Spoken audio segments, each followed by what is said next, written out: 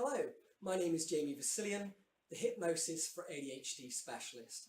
And today we're talking about revision and study and exam success when you have ADHD. Now, of course, this is a great time to talk about this because a lot of students have exams coming up from May and June onwards. And of course, when you have ADHD, things are more challenging. And a lot of people with ADHD may also have other conditions like dyslexia. You may also be on the autistic spectrum disorder. And all of the things that I'm going to share with you about studying revision when you have ADHD are really helpful for you, whether you just have ADHD or you have some other diagnosis. For me, it was when I went to university and did psychology at Open University in 2003 that I started to ask the question, because I was doing psychology, well, what does educational psychology tell us about how to learn more efficiently? And I decided, because of my own diagnosis of ADHD, that I should learn everything that I could and apply this to get better results, to be more efficient at study and exams. And what happened was that by applying these things that I learned, I was able to increase my scores by an average of 20%. Might not sound like a lot, but it can mean the difference between passing and not passing.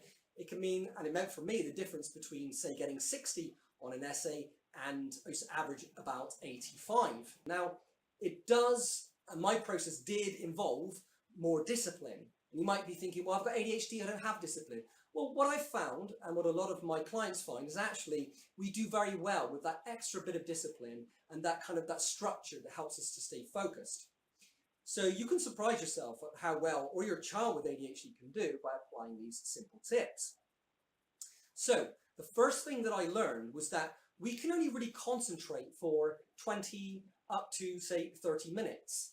And I started to think about ADHD, and it's like if you have ADHD, you kind of do things in smaller chunks because of your, because you have kind of less concentration or focus, or what Dr. Russell Barkley calls the attentional tank. It constantly needs filling up. So the key here to keep that attentional tank full up is to think of yourself not so much as being a marathon runner, okay, but as a sprinter.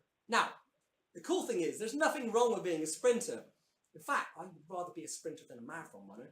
If you look at them, they have big muscles when you're a sprinter. So being a sprinter is just as cool as being a marathon runner. So the trick here is, some people call this the Pomodoro technique. Just study for 20 minutes and set a timer, have a 5-minute break, and then do another 20 minutes. So in that kind of cycle. Now, just to elaborate here, some of you will start studying and you feel like you're getting into it and you want to keep going and do maybe 30 or 40 minutes. Trust me, do not go past the timer. Only go up to 20 minutes maximum. That's a maximum that you can concentrate with full efficiency and memory, okay? Do 20 minutes and set the timer and religiously stick to it. And if you do that, what you'll find is you'll start to get into a flow. You'll start to enjoy your studying more and you'll become more efficient and it will be easier and you'll get better results. Now, why this works really well is because, like I said, we're sprinters. We do things in smaller chunks. So it's easier for us that way. But also when you have ADHD, anyone, what happens is when you break things down into smaller chunks, you remember more. This is because if you had a list of, say, 10 things, you would remember most of the things at the beginning of the list and the end, or at the beginning of this video and the end, or at the beginning of a film and the end of a film. You'd remember most of those things. But in the middle, you would forget more.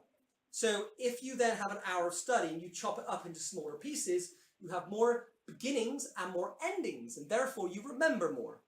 So it increases your memory. The other thing about this is that in that 20 minutes, you have a 5-minute break. Don't have 10 minutes, that's counterproductive. Just have 5 minutes. And in that 5-minute break, do something completely unrelated to what you're studying, whether that's doodling, exercising, going for a walk outside. In fact, going outside is really good. Whatever you do, it's good to move your body and probably to get out of the indoor environment, get some natural light, get some nature, do some martial arts, do some drawing, do whatever it is to help you to switch off and forget about the studying. You might also want to do something like a short 5-minute meditation or a short 6-minute hypnosis session. Just switch off from what you're doing. And what that does is it fills up the attentional tank restores your energy, increases your efficiency and your memory, and you will find that you will do even better and remember more. So there's my first tip for you today. Think of yourself as a sprinter rather than a marathon runner, and you will do really, really well. It's a very simple tip, but honestly, it can make a massive difference.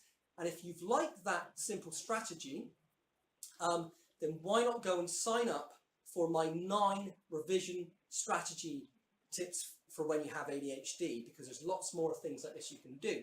And also at the end of the month, April 27th in Bristol, I am putting on a special ADHD solution event where I'm going to share with you much, much more about how to succeed in study and revision and in exams when you have ADHD. So anyway, you've been listening to me, Jamie Vasilian, the Hypnosis for ADHD Specialist, and I wish you all the best with your revision and study. Have a great day.